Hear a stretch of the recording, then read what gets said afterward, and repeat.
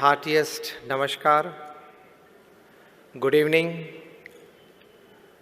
and Jai Swaminarayan, especially to the organizers of the International Management Conference, the IMA,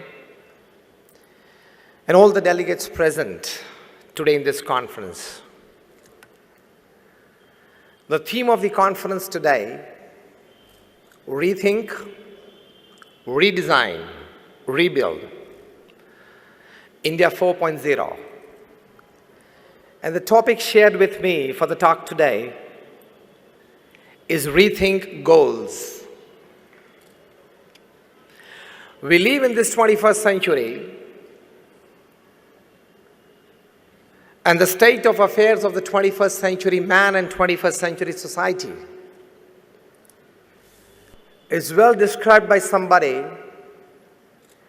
that these are the times of fancier houses but broken homes. These are the times of double incomes and more divorces. These are the times of high-rise buildings and low-rise characters. These are the times of broader highways but narrower viewpoints. These are the times where man has gone all the way to the moon and has come back. But he finds it difficult to cross the road and meet the new neighbor. These are the times where man has broken the atom and he has produced tremendous amount of energy. But he finds it difficult to break a prejudice. The list is very long describing the state of affairs of the 21st century man and society, but in short you can say that these are the times where we have much to show in the show window and nothing in the stockroom. We live in this century, and as the theme of your conference, we are into the fourth industrial revolution. I myself am an engineer. I finished my engineering way back in 1991.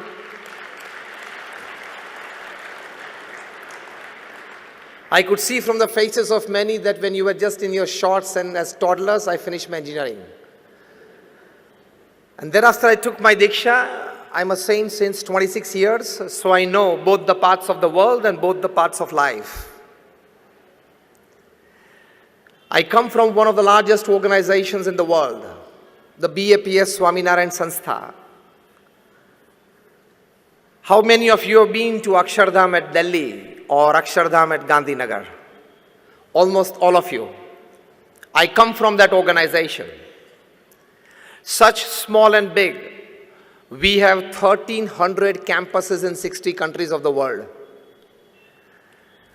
We have a permanent seat in the United Nations as an NGO. We do 162 different kinds of social, cultural, educational, medical, environmental activities across the globe. And when I want to talk something to you today about rethinking your goals, I've personally met and sat at least for half an hour with more than 25,000 families visiting their homes in more than 20 countries and 100 cities around the world. So let us talk something about goals as a smart professional and goals as a great human being. We all sitting here, I think all of us are very clear in our minds that we all want to be smart professionals and great human beings. This combination, isn't it? Give me a yes or no. You want to live a good business life, you want to live a good personal life, you want to live a good social life, you want to live a good family life. Yes or no? So we need to rethink our goals, redesign our goals, and rebuild our lives, not just for the betterment of our own kind, but for the betterment of the society at large. From my experience of personally meeting and sitting at least for half an hour with more than 25,000 families across caste, creed, color, religion, nationality backgrounds, let me share with you something. First important aspect that everybody needs to accept and really accept from within is that no man is perfect, and that no man includes me and I also. Put your eye to a little lower level, and you will be in a position to accept the best of thoughts from all directions, to rethink your goals. Bill Gates, perhaps the second richest person upon this earth, he has written his book, his autobiography, Business at the Speed of Light. How many of you have read it? Just 2 or 3 of you. You need to read it. It's as good as attending this conference. He writes in this book how an high school dropout, he himself, Bill Gates, he becomes the richest person upon this earth and a self-made richest person. He writes that the secret of my success is the culmination of 3 things. First, determination. Second, intense hard work. And third, acceptance of the ideas of others. You have to keep your mind open. You have to keep your ears open. You have to keep your eyes open to accept good ideas from surroundings that can constantly and really constantly keep on shaping up your goals for the betterment of yourself, for the society and humanity at large. Acceptance of the ideas of others is a big aspect. Second important aspect to rethink your goals is the biggest worry of the society today, and rather the biggest disease of the 21st century man, is that we have given too much power to money than it actually deserves. We all sitting here, we have given too much power to money that it decides our relationships, it decides our status, it decides everything in our life. Lesser the love for money, more clarity of goal will be in your minds. First, tell yourself that definitely I will earn big money, definitely I will use for a better purpose, but I will not have over-attachment towards it, because it is the root cause of all miseries in life.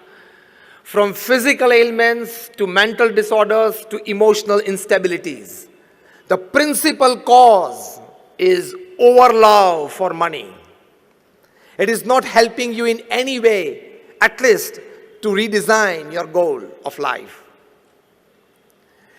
Just sit back at home today evening and make 2 lists. List number 1, things that money can buy and make you happy. And list number 2, things that money cannot buy and you still need it to be happy. Raise your hands if you can give me an answer. Things that money can buy to make you happy. I started a luxurious car. Now give me answers, a couple of you. A house. Just raise your hands if you want to. Things that money can buy to make you happy. Family? Traveling, okay? Nobody else from that corner. Comfort? क्या ज्यादा सोचा नहीं रखा इसके बारे में? रात दिन उसके पीछे तो दौड़ते हो. Things that money cannot buy to make you happy. I started. Happiness. Just raise your hands. Peace, love, health. Sorry? Good time with loved ones. I tell you with confidence and my experience of 26 years of speaking at national, international seminars and meeting n number of national, international personalities and reading more than 500 autobiographies and biographies in my life, let me tell you, If there are 100 things that money can buy and make you happy, there are 1,000 things that money cannot buy and you still need it to be happy.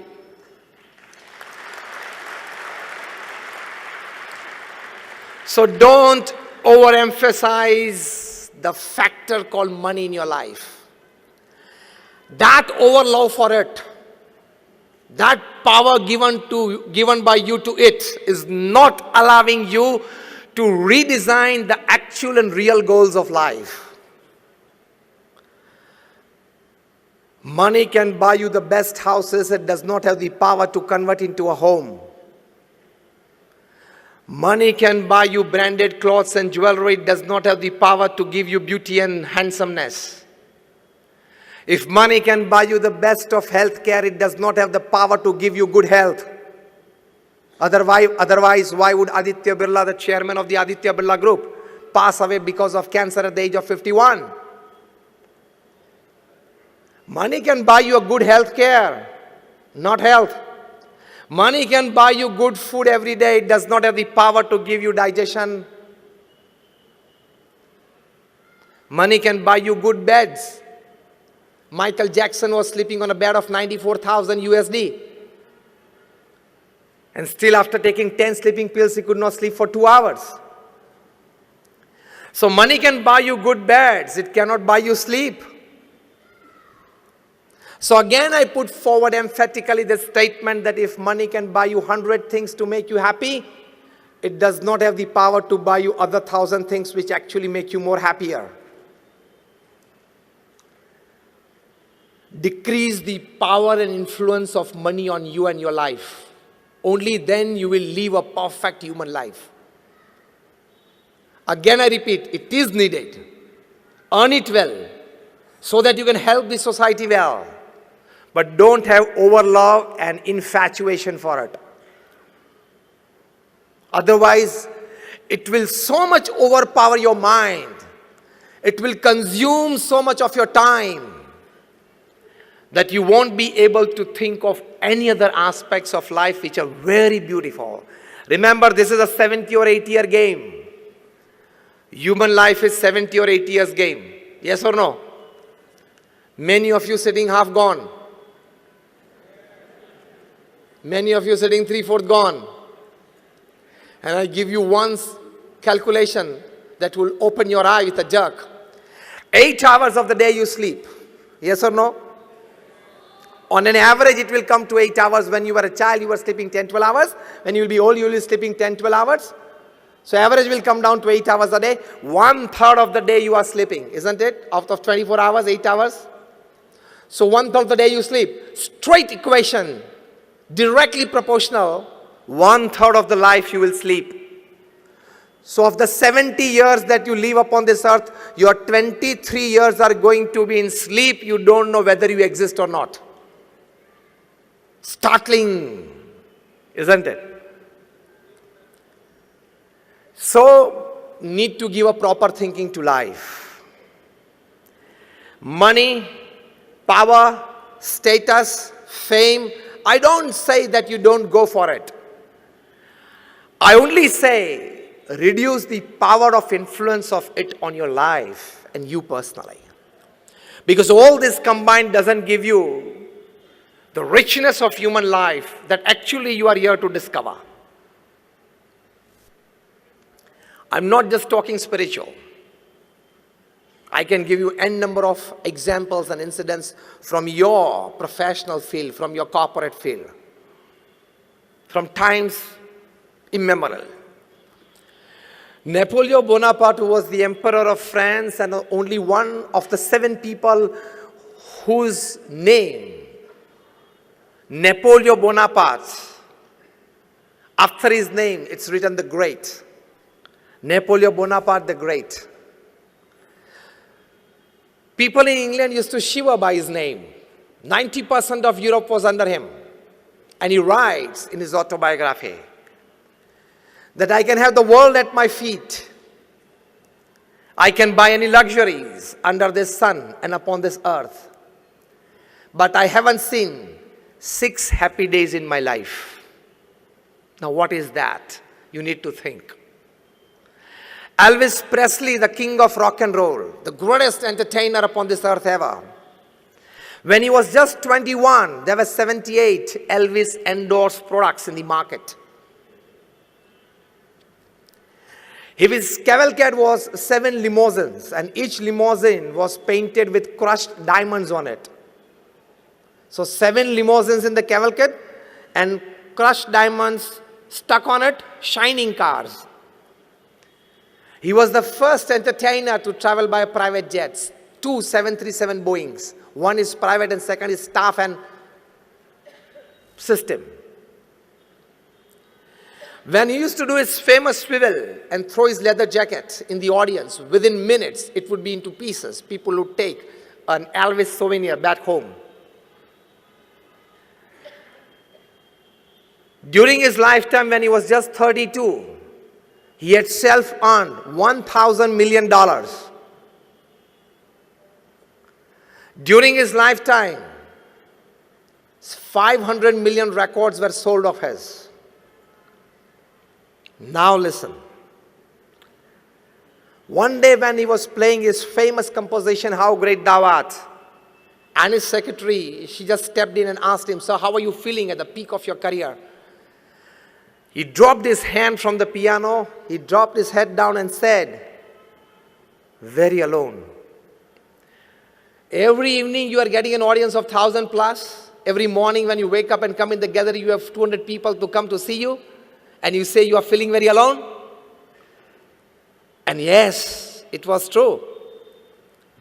On 16th August 1977, at the age of 33, Elvis Presley took 40 sleeping pills at night and never woke up. He committed suicide. At the age of 33. Why, with everything that all of us crave for, he had to commit suicide? Not such one example. Why did Dharam Hinduja, the scion of the Hinduja family, at the age of 22 commit suicide? Did he have one Mercedes less? Was he asked not to have one more travel plan? You have to rethink, to redesign your life, rebuild your life. Money, fame, status is not everything in life. Again I say, you definitely go for it because it's a human endeavor, it's a human dignity. But keep a physical mental bar, keep a time bar somewhere, keep a satisfaction bar somewhere so that other good thoughts from all directions enter your mind to make a fascinating, enriching human life. The most important need for the 21st century is to reinvent himself. Of the 21st century man, to reinvent himself is the most important need. This is the second aspect to be understood before we start rethinking our goals. Recently, a book is published, and the title of the book is What They Don't Teach You at Harvard. I'll give you the gist of it. The book contains that for the full development of yourself and to be very clear in your aims and goals in life, you need the complete development of 3 H in your life. First H is your hand. But when only the hand works, it is labor. Second H is your head. When the hand and the head, they work together, it becomes skill. And the third H is your heart.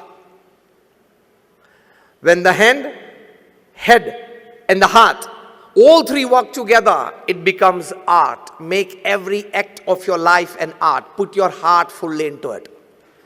This is the essence. And here is the start of redefining the goals of human life. Again, the base statement that I put forward at the start of the talk. You need to be a smart professional and a great human being combined. That gives you a balanced, satisfied life.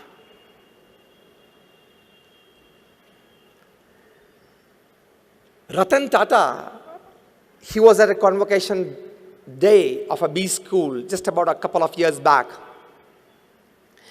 And he told the fresh management graduates after all his experience in the corporate world of more than 60 years, he said that don't count your successes and don't count your luxuries by the amount of money that you have in your bank account, by the number of properties that you have accumulated, by the number of relationships that you have in your life, by your social networking skills.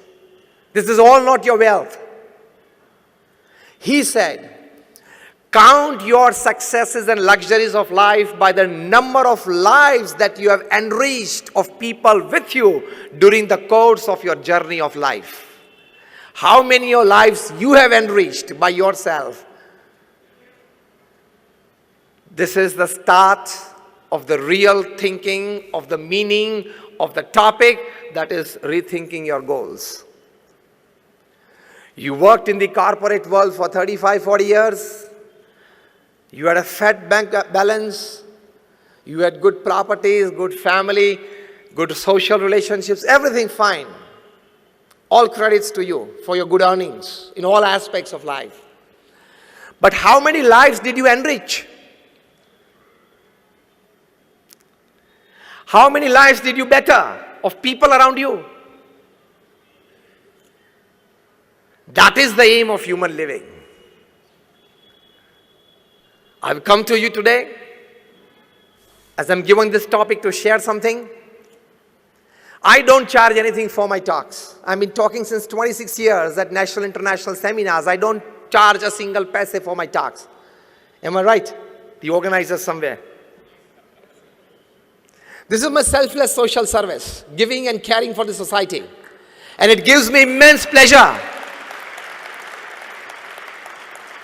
It gives me immense pleasure to share and care for the society. So rethinking goals, first important positive aspect is ask yourself every day in the evening, at the end of your day, did I do something to enrich a life of someone around me? From a small smile to a big help, did you enrich something? Did you enrich your life? Did you enrich an environment? Otherwise, अपने लिए तो पशु भी जीवन जीते for their own self-interest. Even the animals, they live upon this earth. If you live only for your growth, for your betterment, for your luxuries, entertainment in life, it is nothing more than a dog life, donkey life, and cat life. It is not a human life.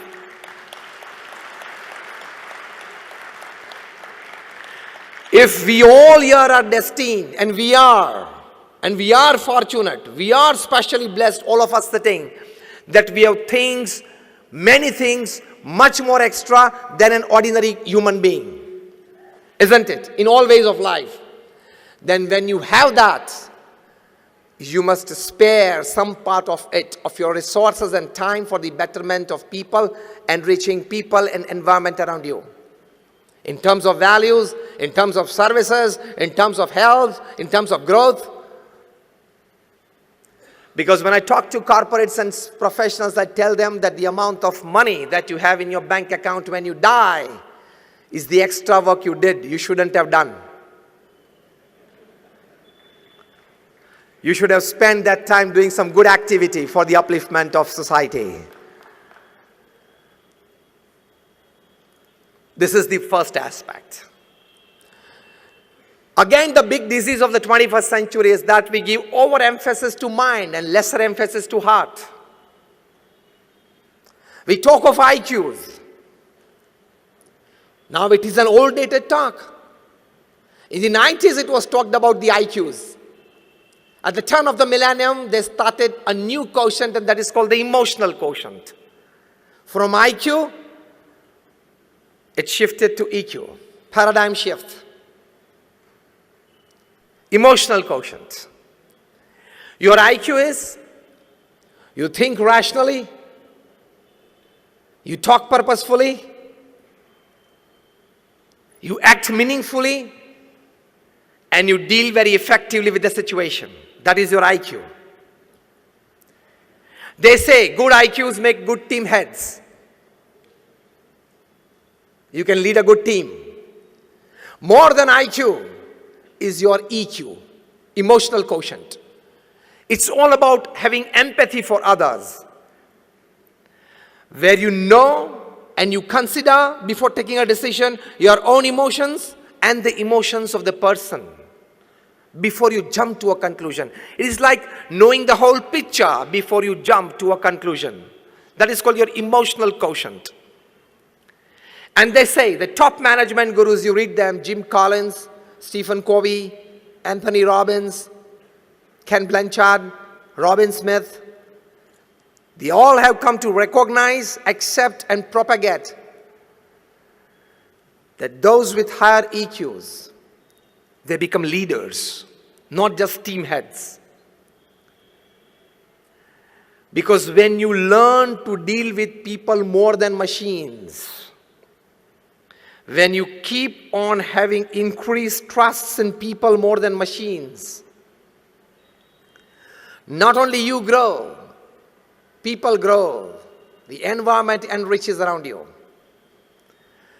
So those with IQ, they become team heads. Those with IQ plus EQ, they become leaders. And now, in the last decade, they have come to know that there is a very big important quotient, and that is called the spiritual quotient.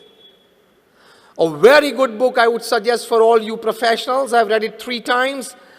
It's from the bottom of my heart for you today. If you have a piece of paper and pen, you can definitely write it down. The title of the book is Spiritual Intelligence. Why it matters more than IQ and EQ. The actual title is Spiritual Intelligence, the Ultimate Intelligence.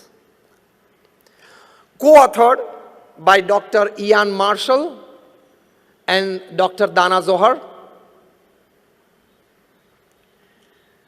In this book, they have surveyed more than about 3,000 successful people upon this earth. Successful not just in business. Successful as a businessman, as a father, as a husband, or as a wife, as a mother, as a brother, as a sister, as a neighbor, as a relative, as a friend. Successful in all walks of life, in all roles that a human being normally plays in his life. Long interviews with them, their past, present, studied well, and they have listed out that a person who has spiritual intelligence, how he stands out from people who have just IQs high or even IQs plus EQs high. Listed out 8 important aspects. I don't go into the details of it. I'll just list you out. People with high SQ, or if you want to develop a good SQ, the other way around, you need to work upon these 8 areas. The first is flexibility to change. The new Harvard definition of intelligence is,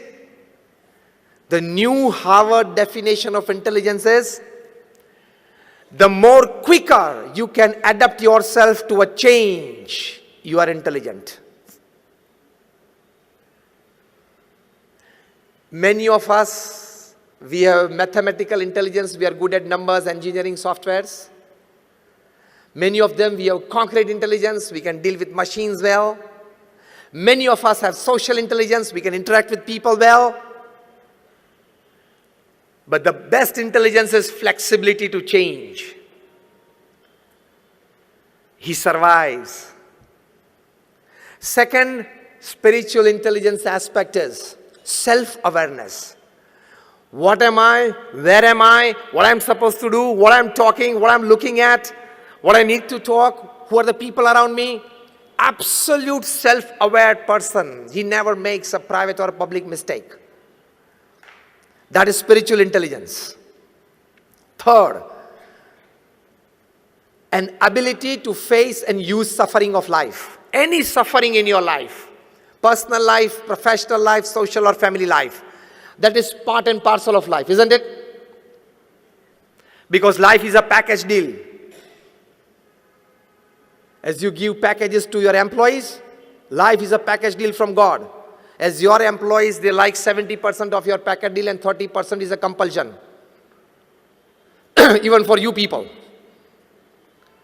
Your higher-ups giving you a good deal, 70% you like it and 30% is a compulsion. You don't like it, still you are supposed and forced to do it if you want to enjoy that 70%.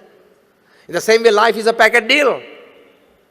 It has its pluses and minuses. So, if you have or you develop a capacity to face your suffering with a smiling face and then use your suffering for your elevation. Now, this is something very important that I'm telling you. You should develop a neck. Some people have that neck to use their suffering for their own elevation. The top guy in the country, the top gentleman in the country has this neck. Anything thrown at him, he can use it and convert it into a giant vote bank. That is a neck. Anything thrown at him, he can convert it into in your corporate language, a big business, in his language, a big vote bank. That is a neck. An ability to face and use suffering. Fourth, an ability to be inspired by vision. You see something. Actually, we always see. We don't observe much. Here the word see is observe. You see something and you are inspired by it. The fifth aspect of spiritual intelligence is to see connection between diverse things. Diagonally opposite happenings, and you see a connection between them. That is very crucial to you solving problems at your workplace. The sixth aspect of spiritual intelligence is an ability to cause as little harm as possible to people and surroundings. How can I be more helpful? The seventh aspect is to ask and probe fundamental questions. Why, when, what, why, how, before you give in. And the last and the eighth aspect of spiritual intelligence is an ability to think and work against a convention. So these are the 8 aspects of spiritual intelligence, and rethinking your goals is to give more thinking and emphasis to these 8 aspects of life. You develop your SQ beyond your IQ and EQ for a great human life. So when you are deciding the goals of your life, take your IQ into consideration, take your EQ into consideration, take your SQ into consideration. Intelligent quotient, emotional quotient, and spiritual quotient. Now this is taught by the top class management gurus, top class social relationship gurus, and top class health gurus upon this earth. For this teaching, they charge you $500 a day. You are getting FOC now.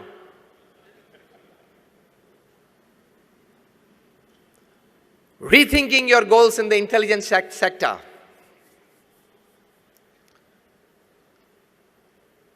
Let me pin you a bit. You all will get a chance. You already got a chance many times, and you will get in future for a shortcut to rise. For an unethical path to rise. If you go for it, you will have easy and quick buck at the end of the day. But one day, you can be a big loser. Never ever adopt unethical practices to grow. This is the most urgent need for a working man today in the world. You remain wedded to ethical principles at your workplace, in your personal life. The growth may initially, you may find it slow, but it would be concrete with deep foundation. Nobody with unethical practices, if at all he has grown, he has stayed there, okay? Because I emphatically put forward a statement when talking to the corporate world. I tell them that your intelligence, your academics, your talents, your experience, your backgrounds, your platforms, your support systems can open any gate for you. But only your character can keep that gate open. You lose out on that, and you are anybody. Whoever you are, whatever you are, wherever you are, you can become zero from hero within seconds. Even if the name of your company is Satyam and you go for Asatya practices. A guy of 8,000 crores, 7 years rigorous imprisonment. Even if you are the king of the skies and you go for unethical practices, you have to leave India without an Indian passport. The guy is being brought back, already ordered by the UK court. When he comes and opens his mouth, he will put many people in trouble. Things will come, times will come. Even if you are the Sahara of thousands of families, you can still lie Be-Sahara in Tihar for 4 years.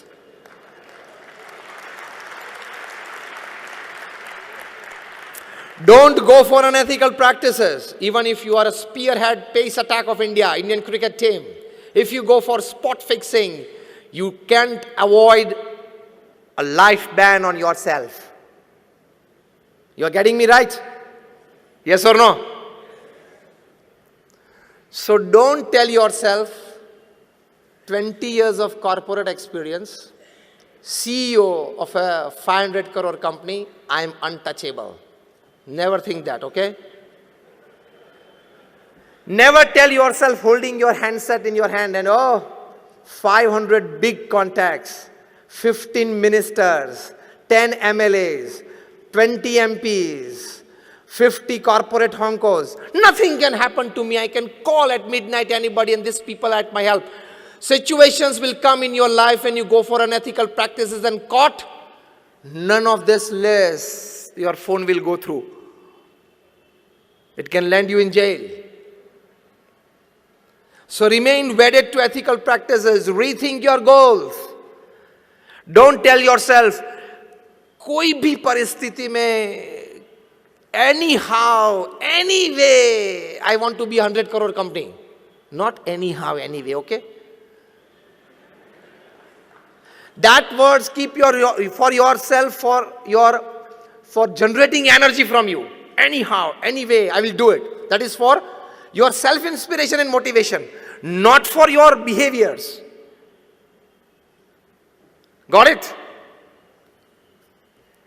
Otherwise, you can be in trouble. So even if the best IQ, whatever intelligence you possess, in short, even if you are the chairman of the Madhya Pradesh Electricity Board, because we are sitting here in Indore, even if you are the chairman or even if you are the power minister, I can tell you one line. On a fine Sunday morning when you are sitting with a cup of tea and reading your Sunday newspaper, you can't look at the electric plug, raise your shoulder, raise your, collars, raise it and tell it, okay, I am the Electricity Board chairman, your distribution is in my hands and this is my finger I'm putting in the plug, okay, take care of it. Being in the electrical distribution field for 35 years and being the chairman of the electric company, you don't have your right to put your finger inside the plug. What happens even if you are the chairman? चिपका देगी, मर जाओगे.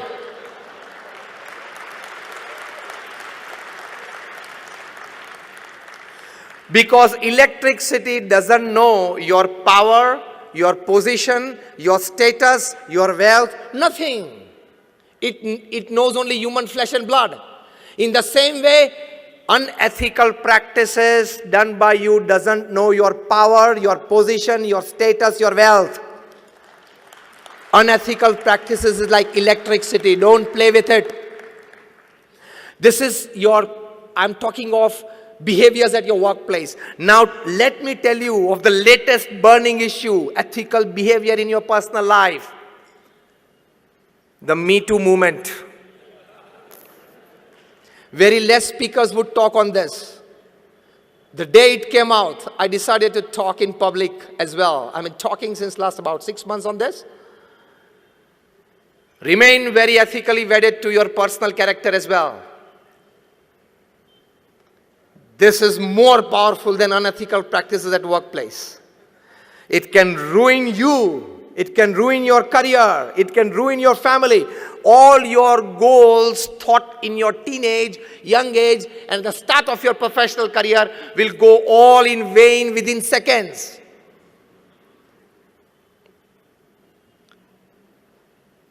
Because the earth is round, it doesn't have any corner, so it doesn't have any place to keep your wrongs. We all study science, isn't it? In our high school, I think in physics, we had a force called the Buoyant force. When a hard, solid object you try to put inside a bucket filled with water, the water gushes it up, and it is called the Buoyant force, but it pushes it up, isn't it? All your wrongs possess a tremendous Buoyant force.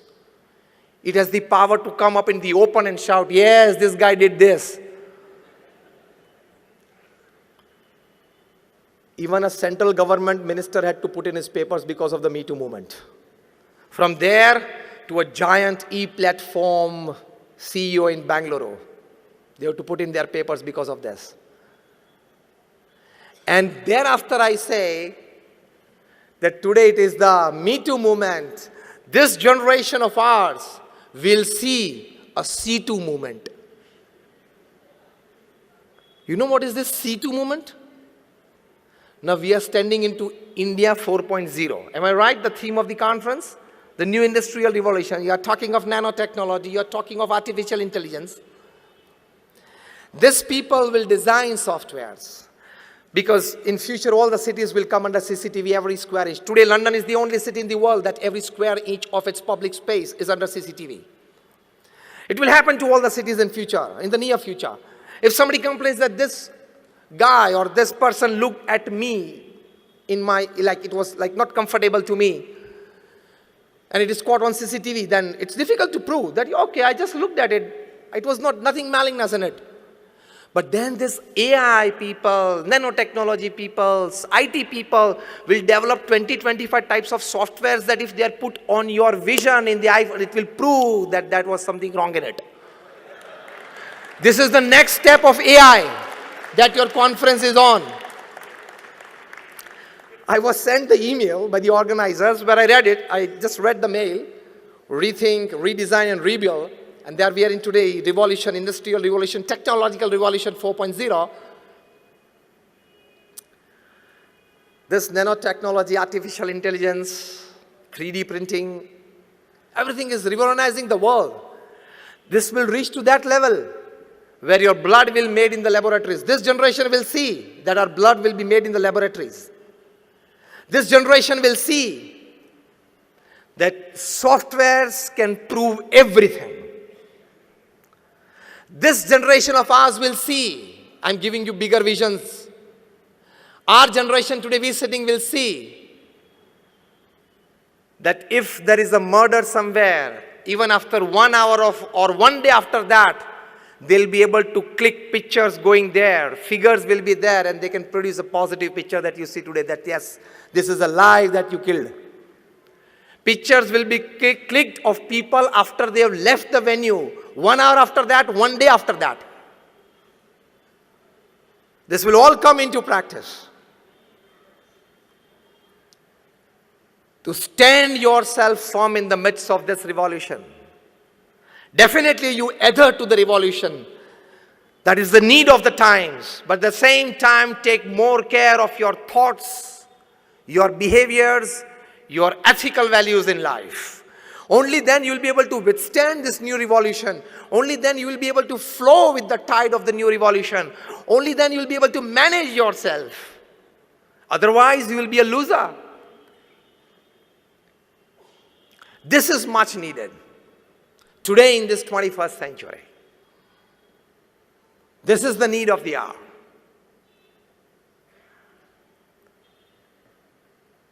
So this is India 4.0. Added value to it is what I'm talking to you. Added enhancement to it, this is what I'm talking to you. If you decide to grow, basically there is a misconception among us. You increase the turnover of your company, and people also tell you, you also start feeling that I have started becoming successful. Isn't it? Yes or no? No. There is a big difference between growth, progress, and success. If you increase the turnover of your company from 50 crores to 100, from 100 to 500 crores, it is called growth. It is not success. Let me redefine you the definition of success. Increasing your materialistic possessions in all ways is your growth. That growth, if it is aided by ethics, ethic means discipline, means honesty, means norms, it is called progress. So growth plus ethics is progress.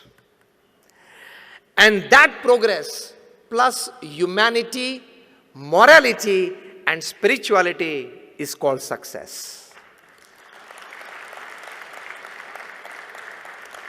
So again I tell you, your turnover increased from 100 to 500 crores, you are not successful, you have just grown.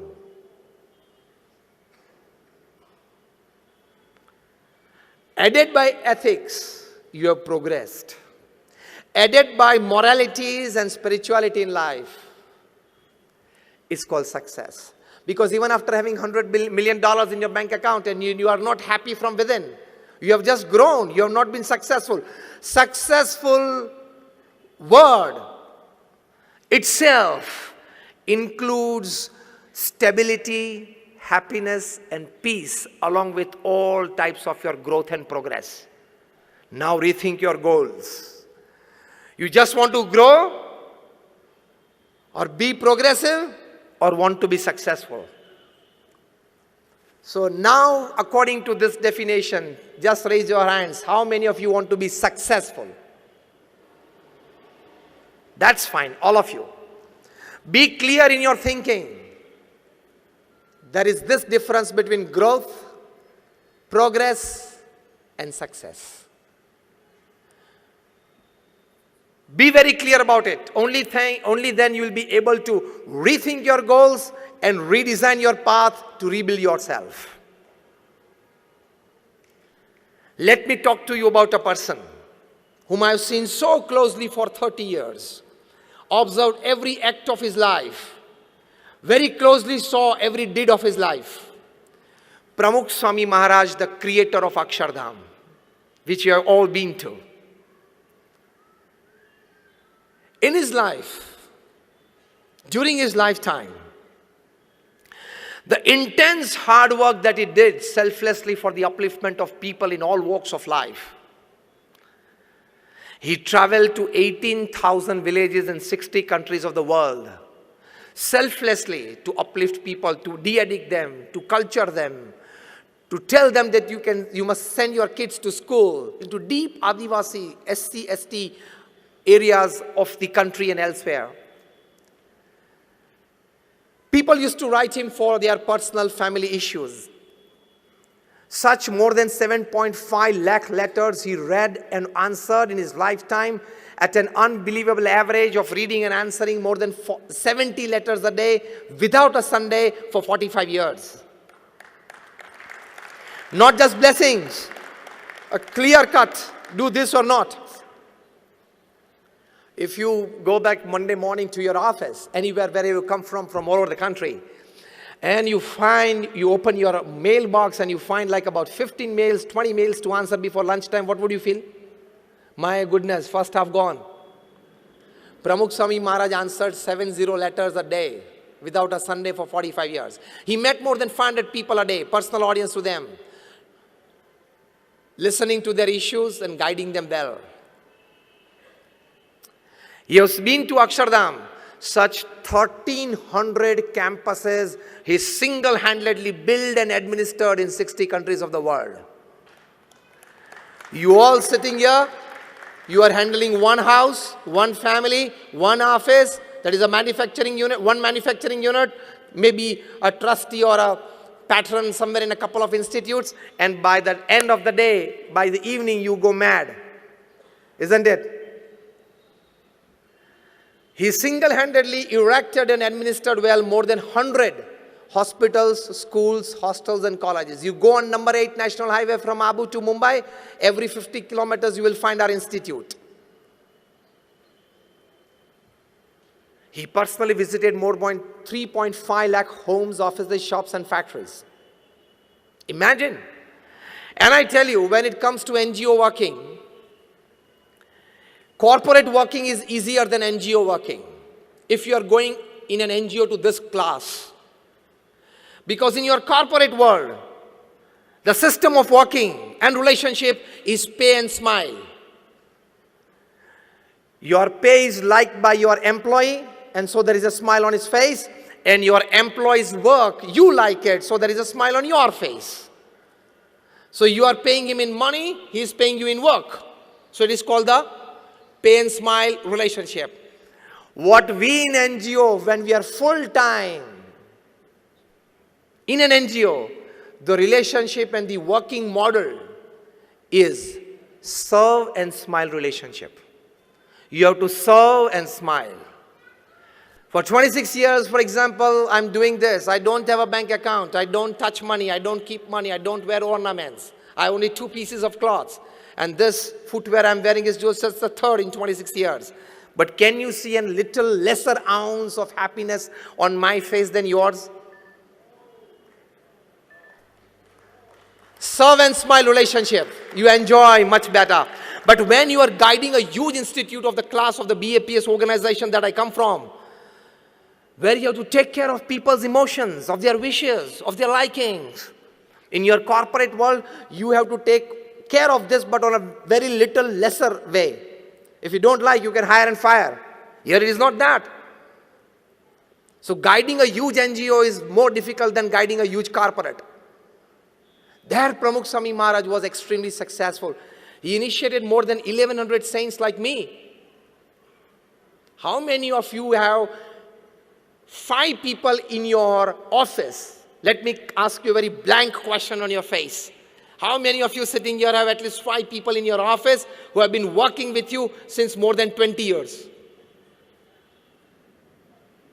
Not more than 10 hands raised. So here comes the importance of serve and smile relationship. Of the 1100 saints that we are in the organization, more than 750 of them are graduates, postgraduates, chartered accountants, doctors, and engineers. Out of them, more than 150 of them are born American and British citizens. Out of them, more than about 50 of our saints are graduates, postgraduates from Carnegie Mellon, Yale, Keelung, Harvard, Oxford, Stanford. Many of our saints have left aside $100,000, $200,000 of job. So Pramukh Swami Maharaj was successful in initiating young cultured mind into mainstream social service, mainstream spirituality. There is a huge success.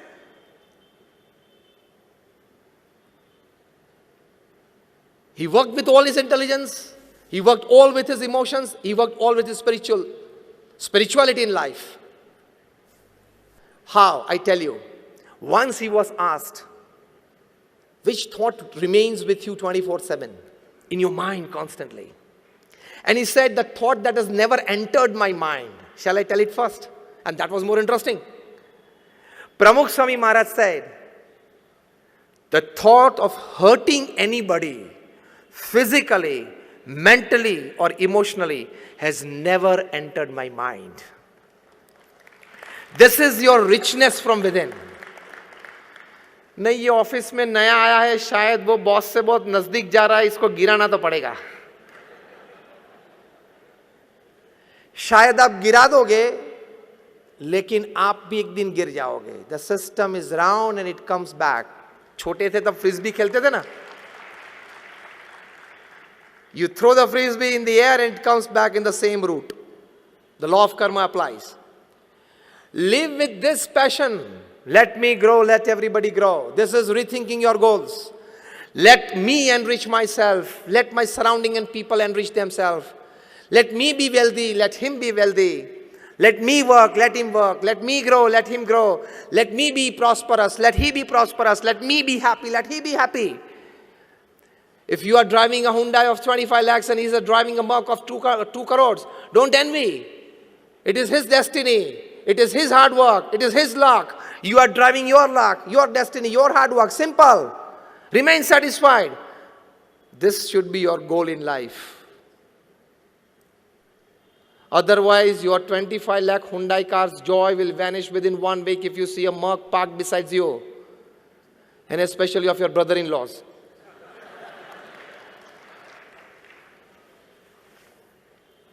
Rethinking your goals is this.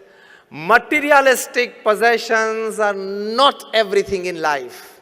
Life is much beyond that. If you haven't read good 200 books in your life, you will never grow as a human being. But you don't want to read it because you feel that everything is on the screen, on my mobile, on my iPad. I'm not against it. I also use a mobile, I use a laptop, I have an iPad, I have a full-time office. You need to get to the people, you need to get to work. But don't become a slave of it. Today in this India 4.0, when you have your theme, rethink, redesign, rebuild, let me tell you, be tech savvy, but don't be tech slavey. You got this? Be tech savvy. I'm also tech savvy. To make your work better. But don't be tech slavey. Don't open your mobiles and keep it on till 11 p.m. and 12 midnight, which you normally do. Tell me a good yes or no. You do it. Why? Because I think you owe all the responsibilities of your profession, isn't it? Do you think that you know too much about 2G, 3G, 4G, the coal scam and everything? That someday at 11:30 p.m. you may get a call from the PMO to make you a member of the Joint Parliamentary Committee and you don't accept that phone because you have gone to sleep and then it's a big non-service to the country. Are you expecting a call from Narendra Modi at 11:30 p.m. so you are keeping your phone on? These gadgets are made to serve you. The reverse has happened. We have become the slaves of these gadgets. For no reason, consciously or unconsciously, every third minute your hand touches the mobile. If it doesn't touch, you become discharged. Knowingly or unknowingly, you have to touch something. And every third minute you get your mobile out from your pocket. Is there something? Then are you a celebrity? That every third minute you have to check your social media, your Instagram, how many followers, your FB. Somebody asked me, Swami, are you on Facebook? I said, no, I face the book.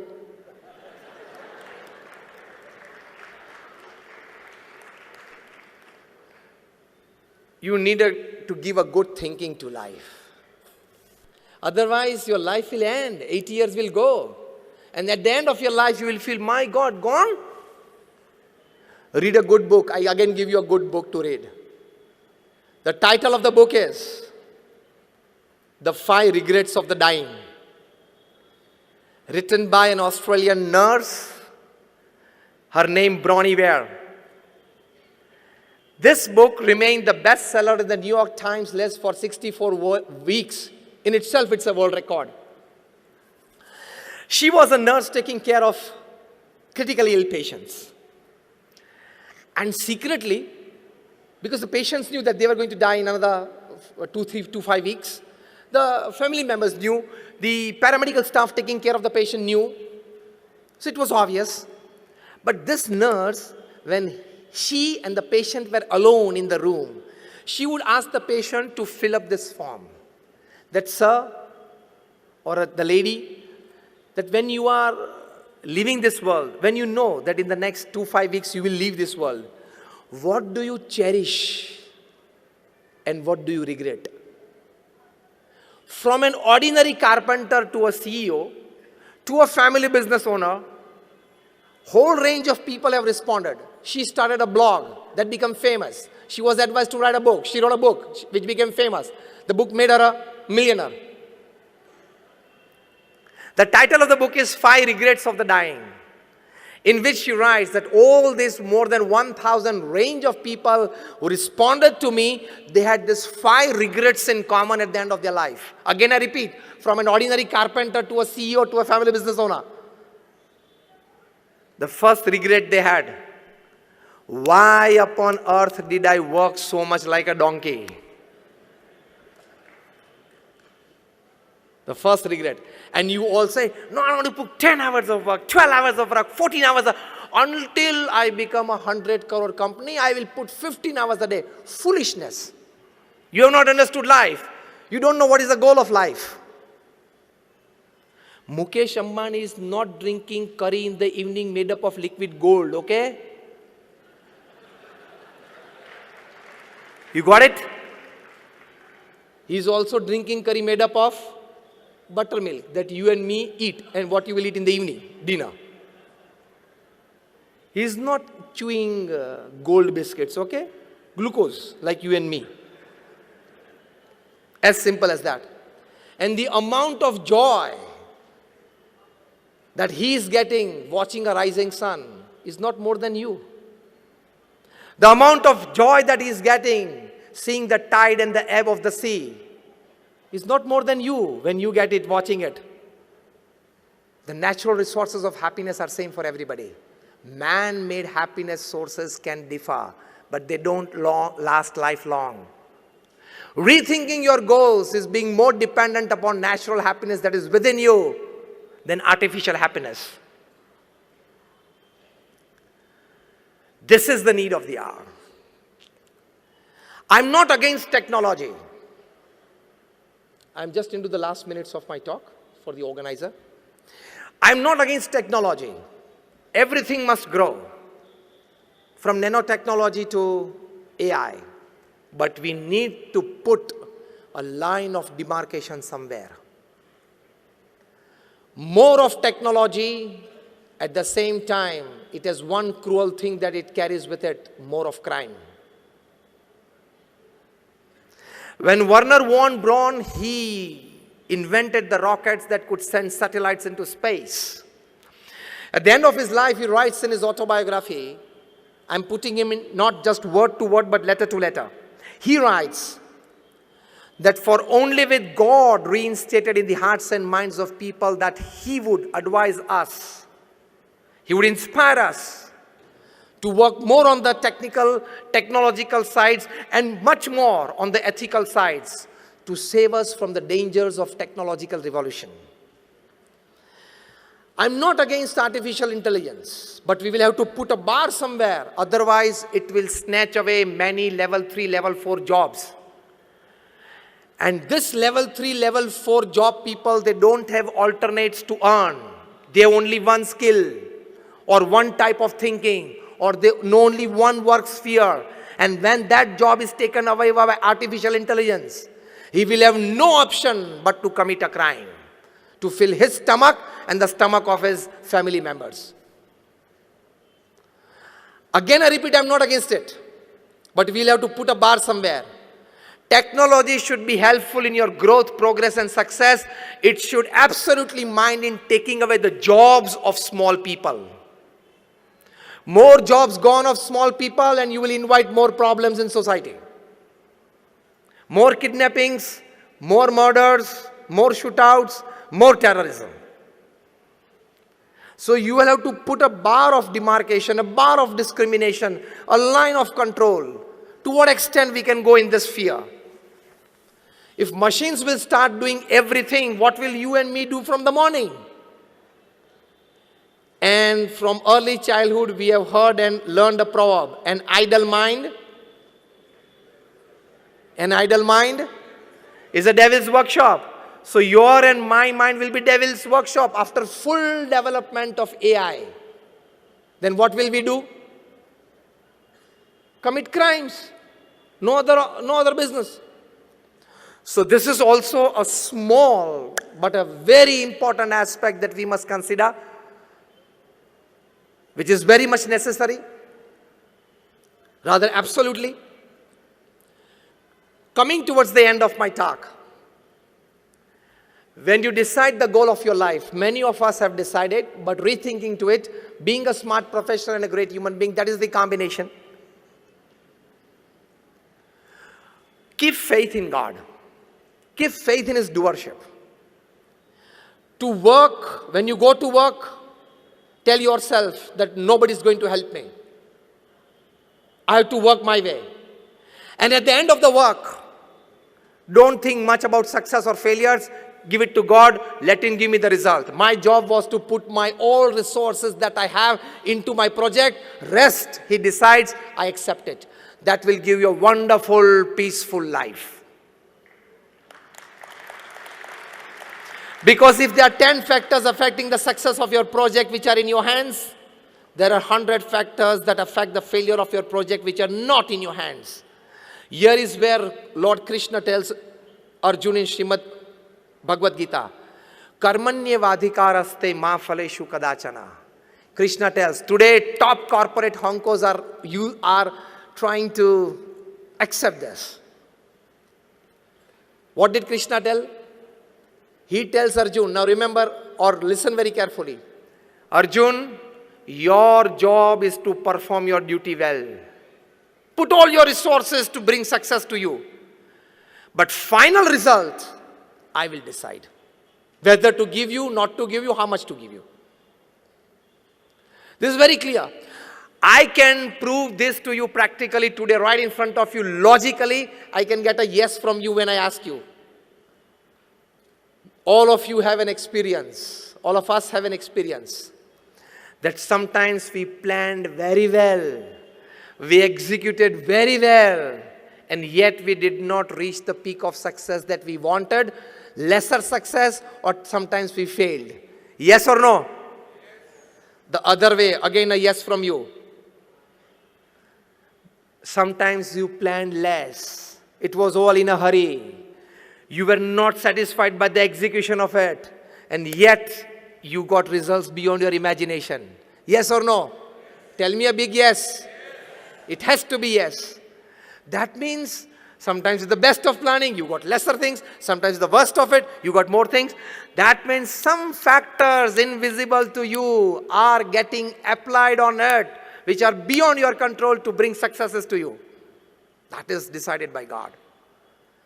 So I am of the opinion, and you should be of the opinion, do your duty to the best of resources that you have. Put all your brains, talents, experience, know-hows, connections, everything into your project.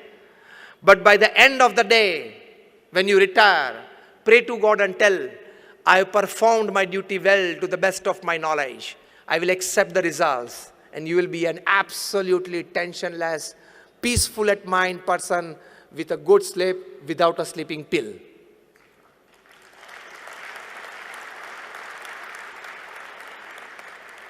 This is how Pramukh Swami Maharaj worked. When Nathubai Patel, the general manager of the Alicor Engineering Company, he asked Pramukh Swami, I've seen you in all the activities of the day. Because to lead such a huge organization, he was the president for 65 years.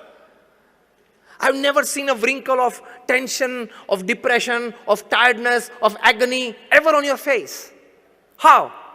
Pramukh Swami said, in the morning we pray to God and accept all the work of the day that I have to do. Make a list of it. I do it till the end of the day to the best of my knowledge and resources. In the evening, I give it back to God that I did in the best of my capacities. Now whatever results you decide, I will accept it. Tension comes and your goals break and you're not able to give a good thinking to life because this goal I've set up with all my thinking, all my meetings, all my planning, all my executions. Why did it not happen? This is the problem with you all. But accept it. Just ask yourself, did I put all my resources into it? Yes. Then don't worry. Things that you can change, change it and be happy.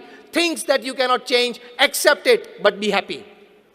This is the thinking of goal of your life. Things that you can change, well within your control, change it.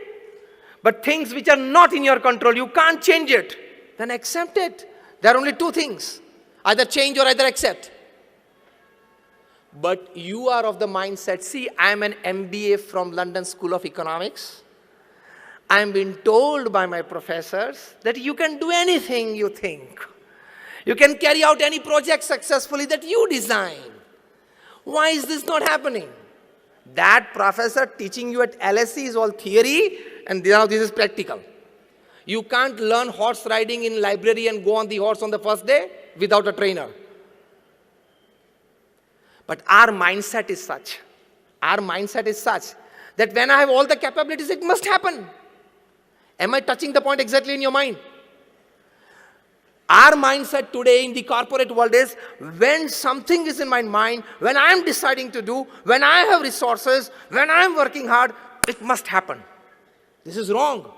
Absolutely wrong. Go for a big try, but accept at the end of the day to remain stable, to maintain the emotional equilibrium. But then we want to poke our nose everywhere. We are so intelligent that we have knowledge of all the fields. If Virat Kohli goes out cheaply in 5 runs, you have a comment on him. The ball was pitched outside the off stump. It was an outswing away from the stumps. Why did Virat Kohli go away from his body to slash it? Definitely it gets an outer edge. He gets caught in the sleep. खेलना ही नहीं आता उसको. वाह. I don't say you are wrong in this comment, but you are not at all eligible for this comment. Because you don't know what is facing 95 miles per hour deliveries. हम लोग सब cricket खेल रहे हैं. बचपन में we all played cricket, but it was gully cricket, drawing stumps on somebody's walls with a coal. And you are commenting about him. You know what is 95, 98 miles per hour deliveries, and they cut on both the sides 2 feet after pitching. Virat Kohli or anybody, any batsman, he has 40th part of a second to judge what to do with this. They don't have big times like you to sit in offices for 2 hours of meetings that you decide a project, what to do with this.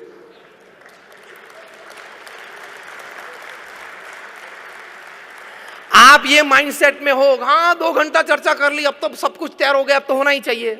He doesn't have that. He doesn't have everything on paper. Every delivery is a new one. He has 40th part of a second to judge what to do with this delivery. And a small mistake and he's gone. And the whole country is up. And we sitting here, we don't have an experience, slightest experience, not even an ounce of experience of what is emotional pressure to perform when 50,000 people are staring at you. None of us have this experience. And millions watching you live on TV. Virat Kohli has to forget millions of his fans, millions of live watchers, millions of TV watchers, his companies that and products that is endorsing, nothing, the line and length of the delivery. When I talk to students, I tell them the amount of energy that Virat Kohli uses in one day, if he plays the whole day in his concentration, is the amount of energy that a 12th standard student uses in last 3 months of his preparation of exam. Tremendous energy and concentration. And you start commenting about him? Rethinking of your goals. Remain restricted to yourself. Go deep in your field. Have superficial information about things so that you may be in the society. Go deep in your field and enjoy your life. You are all here, and me too, are least concerned why Trump won over Hillary in Philadelphia, in Florida, in California. We must only know that he won against Hillary and he is now the president of US. Philadelphia में ये issue था, Florida में ये था. Why are you concerned sitting here in Indore? You open up page 3 in the morning. You are a fool. Why are you opening it? Why do you want to go deep into people's lives? I tell you, you people sitting here know more about Hollywood, Bollywood stars than your children. If I ask you 5 names of your children's friends, 90% of you will not know. And if I ask you, give me 5 names of Bollywood, Hollywood and Indian cricket team, you will give me 10. you don't know the goals of your life. You and your family are top priority. And I give you in one sentence all the stories of page 3, right from the day it started to the day it will go. Shall I tell you? So you don't have to open page 3 every day in the morning. Every morning, 2 people come together, and every evening, 2 people who had come together yesterday, they parted. This is page 3 story. Every morning, 2 people come together, an actor and an actress. And every evening, those 2 who came together yesterday, they parted. These are stories of page 3. Why are you putting yourself into that gossip? And then you pick up the phone and tell your friend, pata chala tere ko usko ye ho gaya. You are a fool.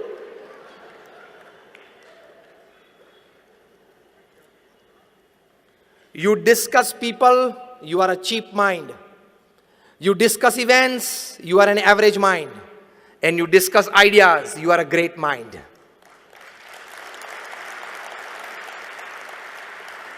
Now check your category. Now check your category, which type of mind you are by the type of the discussions and the activity that you do. Faith in God is stabilizing yourself by your thought processes. Faith in God, now experimentally it is proved. Recently by the University of Pennsylvania, University of Philadelphia, I can give you the names, Dr. Andrew Newberg, Dr. H.G. Coing, they did a wonderful survey. 4,000 people called from all over the United States, across caste, creed, religion, nationality, backgrounds.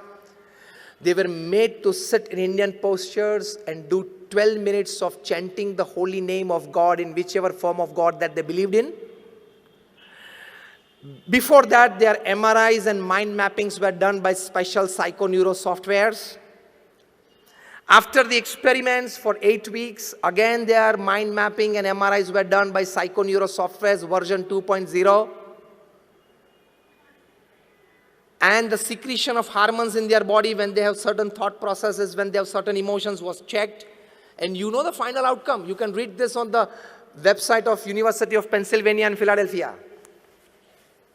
And with them there was an NGO called the Child Trends. Their CEO is Philip Fletcher. I'm giving you the names, you can read it.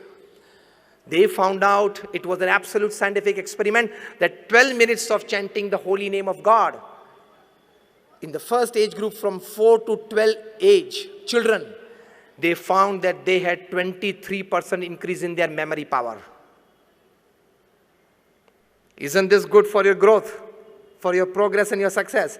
In the age group of 12 to 22, teenagers and youngsters, 12 minutes of chanting the holy name, they found at the university, these 2 scientists by their psychoneuro softwares, that they had 15 to 18% increase in their willpower and confidence. Isn't this a big gain in life?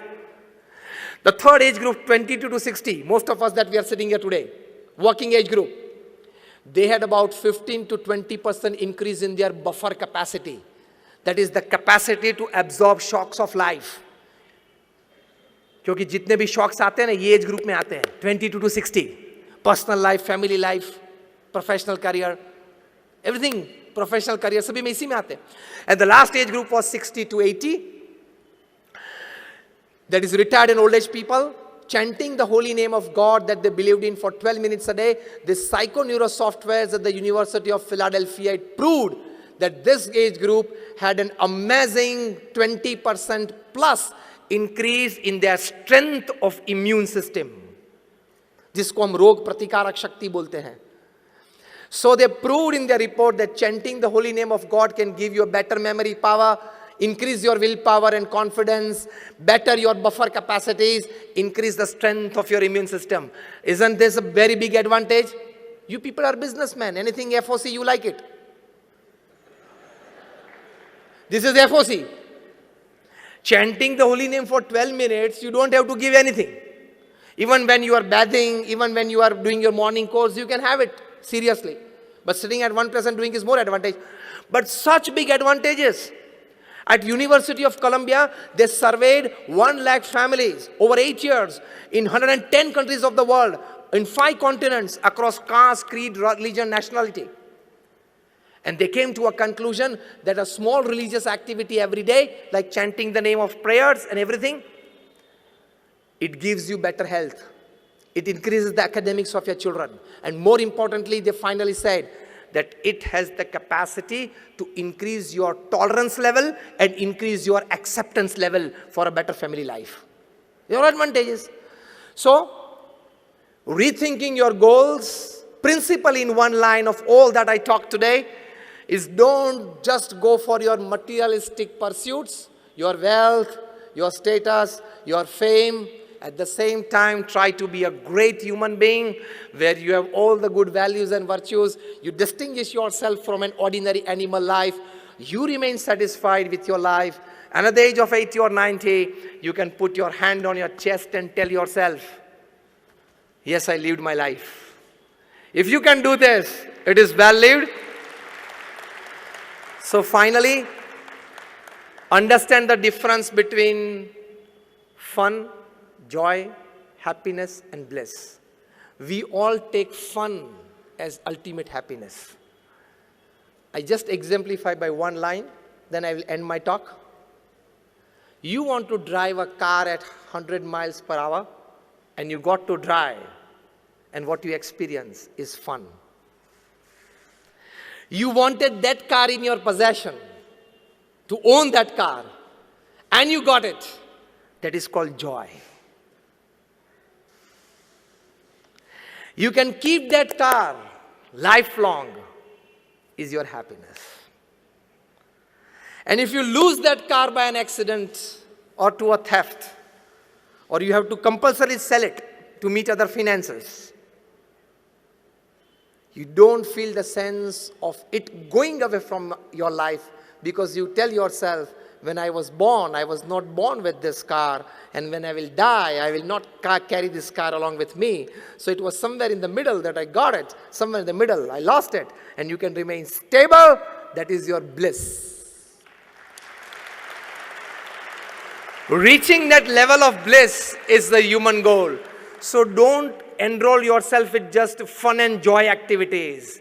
Go a step further to happiness and bliss activities. That is rethinking your goal. My all prayers for all of you. Thank you for patiently listening to me. And I definitely pray at the feet of my Guru Pramukh Swami Maharaj and present Guru Mahant Swami Maharaj to bless us all with this wonderful thinking. May we all better our own lives. May we all sitting here become one small factor in developing, enriching the lives of people around you, thus enriching the environment. And we just not want to leave a better world for our next generation. We want to leave a much, much better enriched environment for our next generation. My all prayers for all of you. Thank you very much.